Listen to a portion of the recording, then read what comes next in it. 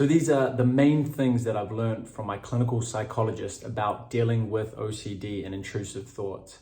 I'm Nicholas Corliss. I've been dealing with OCD for 10 years and found amazing tools to help to overcome it. So I want to share today what these three things are. Number one, I asked was, how do I know if a thought is an intrusive thought, an OCD thought, or it's just a thought, regular thought? What is the difference? And she said, whatever is heavy, irrational, that I need to solve the problem quickly, that it's a strong thought and urgent, and I need to do something fast to help to try to solve the problem. And that was a big eye-opener for me because it's helped me to navigate more of the incidences that I've had recently, to navigate my own intrusive thoughts and own OCD. And so one of the things was a friend that was a little bit offensive.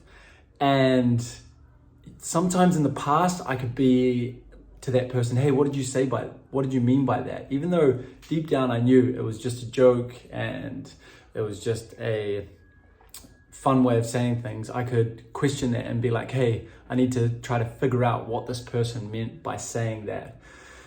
And I noticed in my body that was a reaction, that I had this reaction, that it was more heavy, that I was getting in my mind and I was thinking more and I was getting more anxious about it and I wanted to say something. Hey, what did you mean by that? What I decided to do was to leave it, because I don't want to be controlled by other people saying things and then I have to say something back to say, hey, what did you mean by that? And in the past, that's affected me. It's been in my head and, hey, should I say something? Should I not say something? And I decided to let the thought go and leave it, because I knew this person's intention was good. They like to joke around. I like to joke around. I can sometimes say things that are a bit offensive, and we're not perfect. So it's a better world for me to live in, where I'm not questioning everything somebody's saying to me that I find a little bit offensive.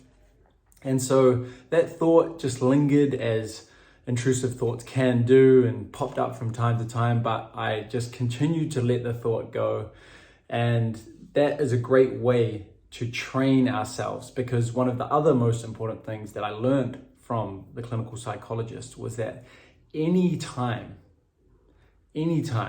we try to engage with these thoughts, we reason with them, we question them, all those types, the rumination is a compulsion too, just like thinking about the thought is a compulsion as well. And so any of that is unhelpful, and it's just going to bring the thought back even more.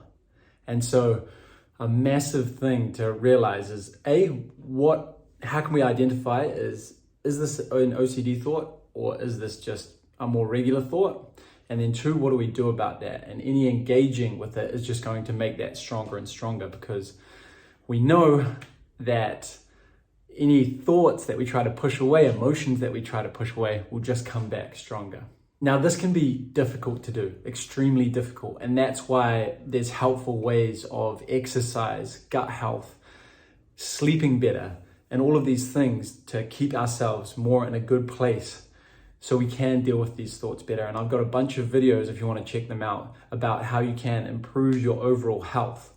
But it can be difficult, but we can do hard things, and we've got this, and we can overcome these intrusive and OCD thoughts. You can do it. I believe in you. I'd love if you like the video and hit the subscribe button too, so we can help to improve people's OCD, reduce intrusive thoughts, reduce that anxiety, and help people feel confident, amazing, and fulfilled. And the last one is being more compassionate with others. And then I'll be more compassionate with myself. Because if I'm pulling people up on the offensive things that they're saying, if they're a little bit offensive in a joking manner, then I'm going to be really restrictive as well of what I'm saying, and have to apologize to different people because I'll hold myself to that same standard. So if I'm more relaxed with other people, I'm going to be more relaxed with myself and more compassionate with myself too.